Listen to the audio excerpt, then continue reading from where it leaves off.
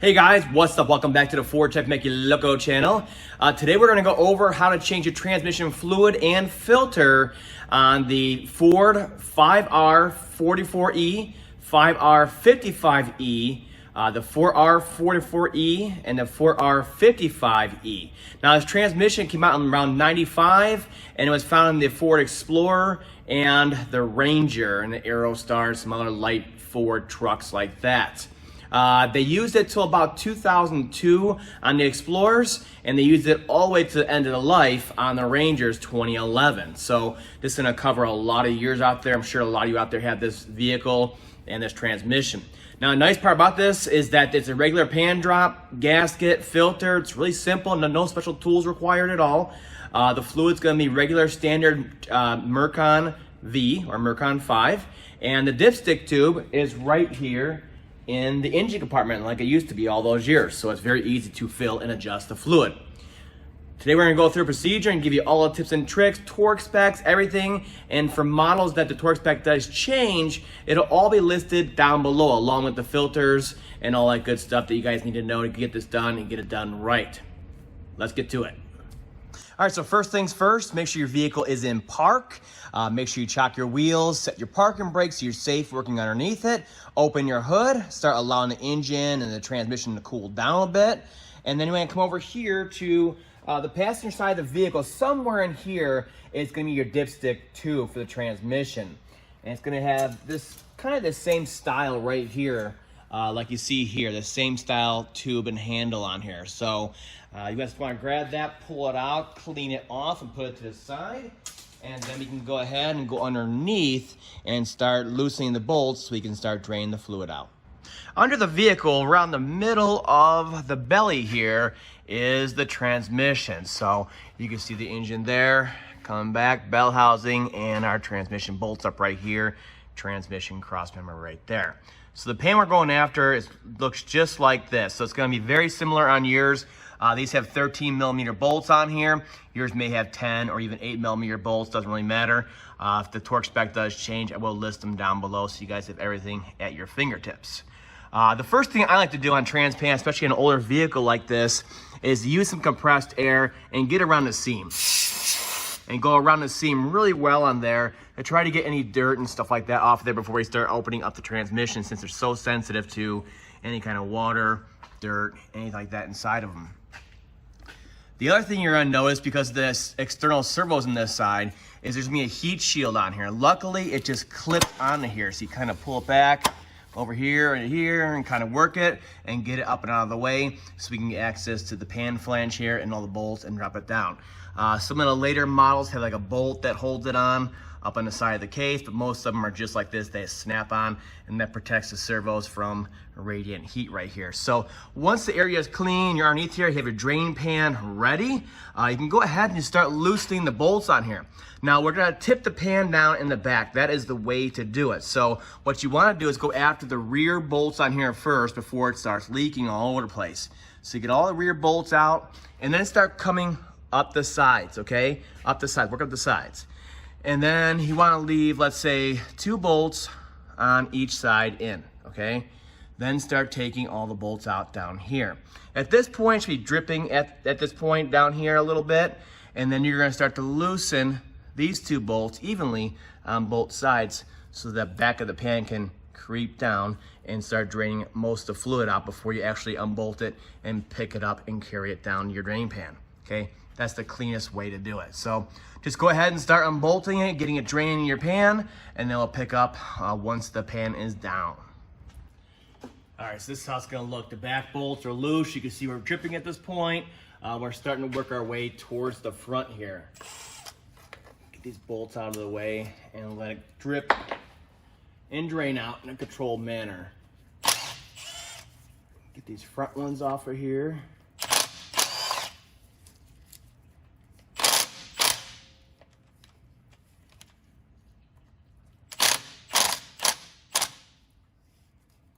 And then these very front ones, once all the other bolts are out and these last few are in, you can see it's only dripping still. Very gentle. It's a little at a time you want to loosen them. That way it doesn't all splash out on us. And eventually it'll start coming out.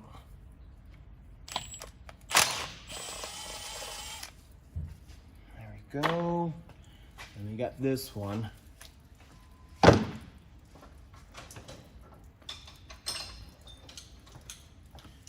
This one right here. We're just gonna loosen these by hand.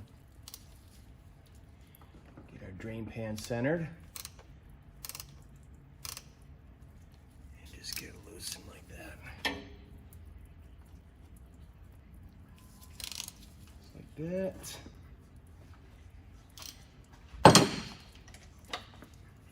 And give it a chance to drip out. This one's pretty stuck. Probably been out there like that for a while.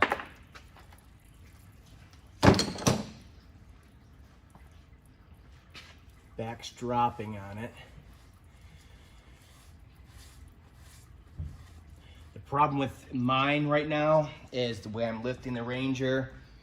On my lift, it's actually tilting forward. It's pointing nose down. So the back of the pan has dropped and we're leaking a little bit. But there's still a lot of fluid in the front of the pan because of the way the truck is lifted. Yours shouldn't have that problem being on the ground, so it won't be quite as messy as this. It'll drop in the back and it'll basically all drain out. All right, so at this point, we have to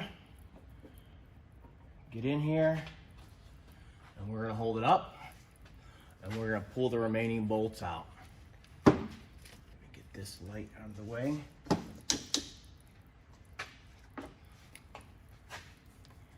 Support it. Pull the bolts out.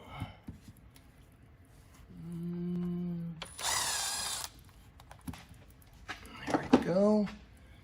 And then just tilt the back away from you, just like that. Come down, and there she is. Let it rain, let it rain. All right. So that was pretty controlled, even though my Ranger's pointing nose down. At this point, what you want to do is just let it drip. It's going to drip for a long time. What's happening is everything inside of the Soline's body, the filter, everything's dripping out, but also the case partially is draining out also. So you want to give it some time so you can get a good fluid exchange on here. Once it's dripping, and inconsistently like this at this point, there's one bolt that holds these filters on, and that's in the center. There's 2 ports on here and 1 bolt. So we can go ahead and pull that off. It's a 10 mil. Pull that off and save it. Usually the filter kits do not include new ones. And there we go. And that'll allow for a more complete drain while we're getting everything else ready. All the ports on here can drain. Now when you pull that filter down, that filter here, and like I said at the other end, is gonna have 2 ports on it. So each of them have O-rings on them. You wanna make sure the O-rings came down with the filter, okay? At this point, like I said, go get stuff to clean up, get your new filter and your parts and everything ready to go, and just let this drip out for a good 15 minutes or so. Start pulling the gasket off of here. Hopefully yours comes off nice and easy like this one. Stuff like that. Just give it a good drain so we do the service and do it right. Oh man, that's too easy right there. While your pan is down for regular maintenance like this, it's always a good idea to look around on your valve body, make sure there's nothing weird like chunks of material or broken wires or chafes or anything weird like that. The other good indicator is your pan. Don't just start cleaning it out. Take a second, take a look, okay? This right here, you can tell they haven't changed it in a long time, so there's a lot of clutch material in here. You can see it like that down in here, but it's not that bad. It's just regular clutch wear. Okay, this is totally fine, okay? Same thing with the magnet. The magnet's a good indicator of the overall health of the transmission. This has a regular amount of metal on here. This is perfectly fine, okay? Especially for interval that they're running on here. So this is nothing to worry about. Once you get the fuzzies, the little hairs sticking up, the larger splinters of metal, where you start seeing brass in the pan and stuff like that, then you know you have a real issue going on here. But all this is normal. So let's go ahead and start cleaning it up. Nice and clean, perfectly clean.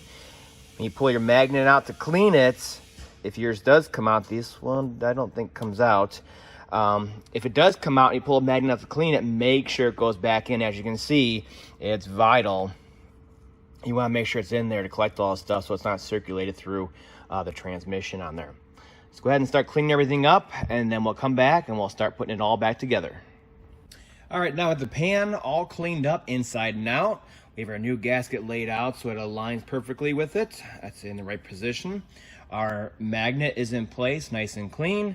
And our filter, we took it out of the box, and this is the style for 4x2 models. Smooth on both sides, whereas 4x4 models have a deeper pan and it'll be a pickup right about here. It sticks down about this far, maybe 2 inches or so. The new filter, you do need to put the O-rings onto the different ports on here. So you're gonna have 2 different size O-rings, just match them up and they'll be supple enough. You can just kind of put it on there and it'll go over the edge right there and lock in, okay? Just make sure it's not rolled on there. They shouldn't roll, they should go right on real nice like this. They're all new. Make sure you don't cut them. Good to go. Now a note about the bolt. Now depending on the style filter you're using, the bolt may have changed. So the new ones generally come with the bolt, aftermarket especially. So like for this one, for instance, the original bolt was this one right here. Like I said, I think the Motorcraft ones don't come with a bolt, so you want to keep it to the side until you verify you have a new bolt.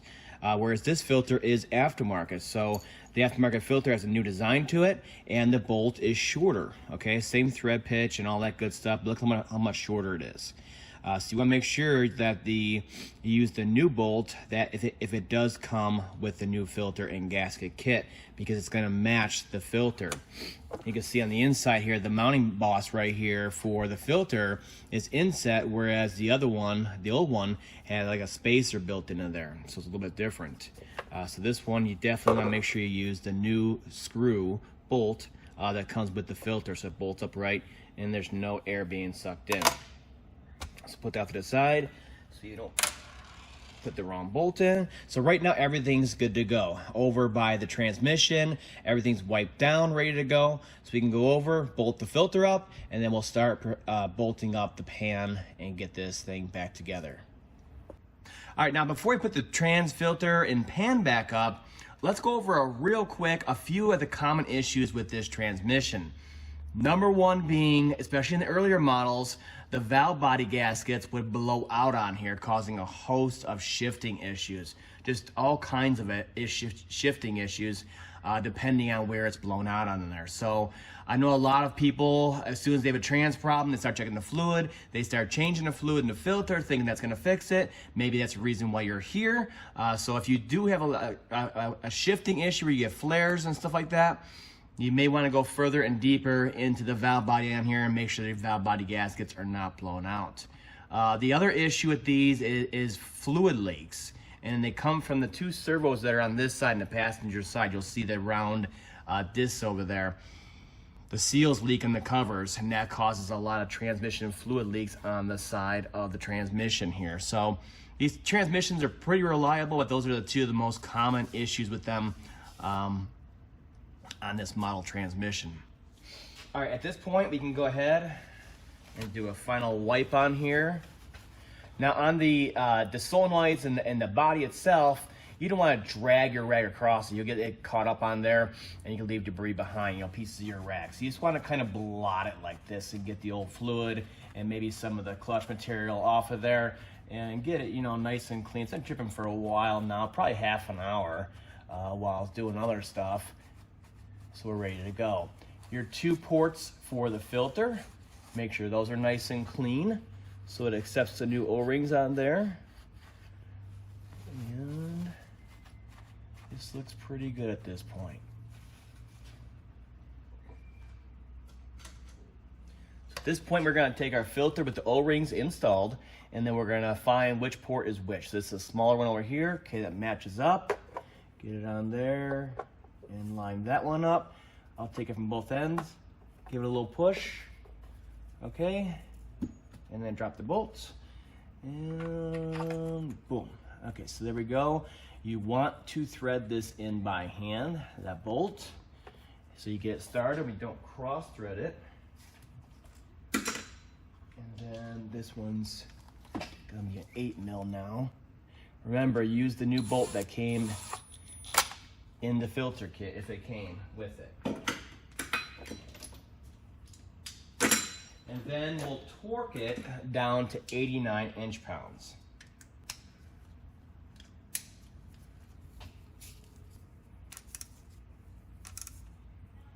And the reason why they have you torque this is because it actually is one of the valve body bolts that's going through the filter on here. So we're going to torque it to 89 inch-pounds. All right, now with our filter installed, torque down, we'll do a final wipe of the sealing surface on here around the perimeter of the trans, where that pan and gasket is going to seal.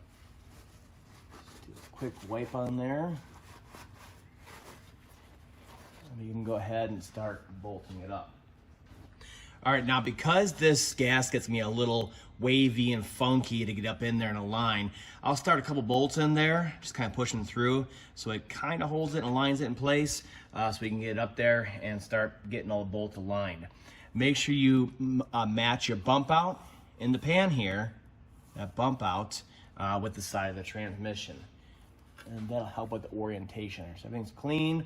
Our magnet is back in, super important. Okay, so at this point, we'll just get a few bolts threaded by hand on all four corners. And that should hopefully hold the gasket in place for you and also hold the pan up for us. Just a few threads. Okay, just like that. And then after that, you can just go along all the way around and thread them through, making sure it's going through the hole in the gasket and everything's aligning properly. Now, once you get all the bolts threaded in by hand, so we're not cross-threading, you can go ahead and snug them down in a crisscross pattern. So you just kind of just jump around. Usually you go from the center out. The old method that a lot of technicians use is like a swirl pattern. So think about you're going from the center and you just get bigger and bigger and bigger and bigger. So you would go from the center bolts, okay? And then you go all the way out to the outer edges. So you're gonna snug them down at first so it's nice and even, good to go. And then you'll torque them down, same thing, crisscross pattern or the swirl pattern to 89 inch-pounds. And that applies to all models and years of this transmission. So go ahead and get the bolts in, get them snug, and then torque them down in that crisscross pattern. And that'll complete the procedure down here. Once it's torqued and good to go, you put your heat shield over here back on your servos over here. It just clips back on, good to go. And you can go ahead and go up top and we can proceed to start filling the transmission up.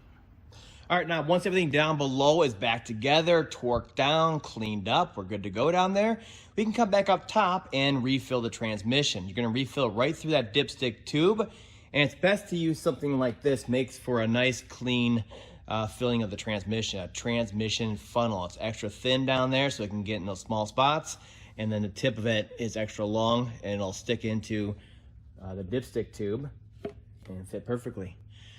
So no matter what year transmission you have, no matter what fluid was originally called for the transmission, the replacement fluid is the Mercon V, okay? No matter what year, this is the latest and greatest fluid for your transmission. And again, I'll link to all this stuff down below so you guys have all the information at your fingertips. What you want to do is you can go ahead and start filling it. You don't want to fill it too fast though. Give it time to vent. The fluid going in is going to displace the air, and you want to give it time to do that so we're not burping up top here and causing a mess. So we're going to start off with 4 quarts. 4 quarts is a safe range. It's not going to hurt the transmission when we start it, and also it's not going to be overfilled for sure at 4 quarts.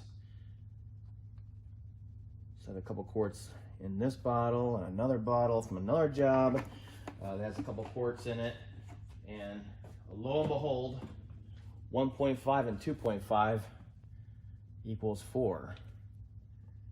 Just happen to have these 2 bottles sitting here.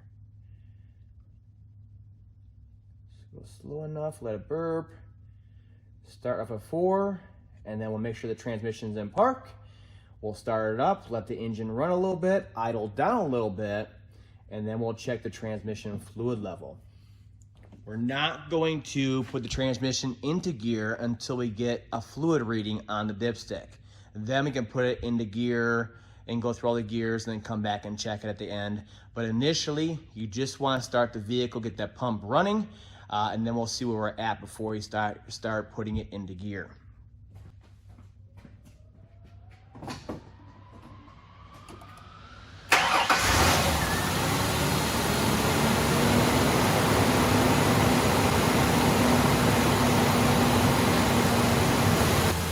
All right, now once it's had a chance to idle down a little bit, pull us out. We'll take our cleaned off dipstick, and we'll get a reading.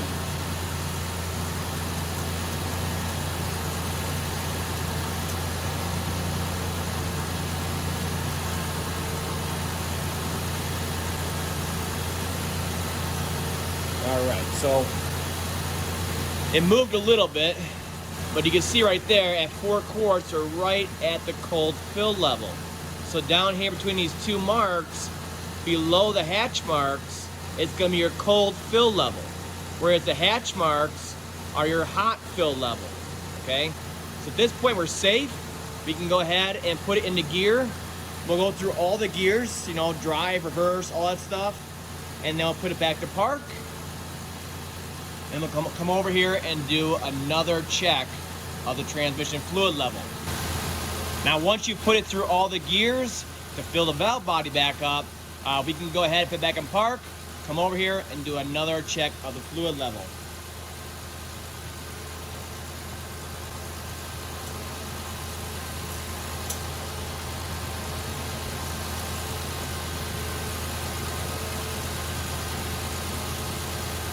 Okay, so we're right about there. You should be able to see that.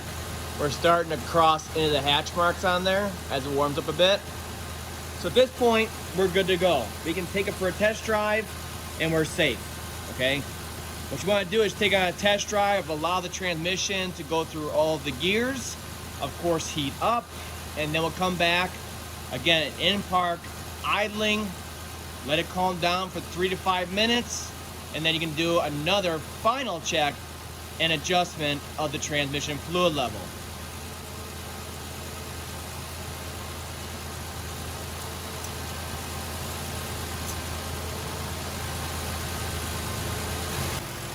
All right, now once you get back from the test drive, you want to let the vehicle idle for a little bit.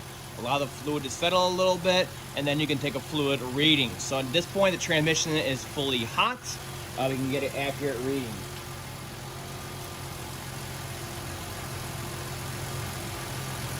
Go ahead and clean it off.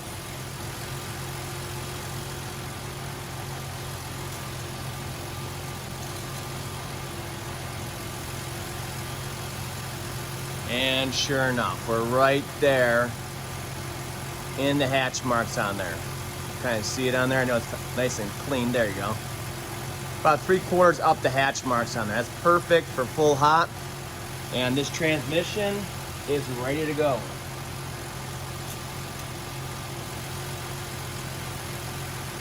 The one last item you want to check is back underneath. You want to make sure there are no leaks from the transmission filter and pan you just put up. Make sure there's no leaks. If that's good to go and our fluid level is good to go, then you're good to go. I'll see you guys next time.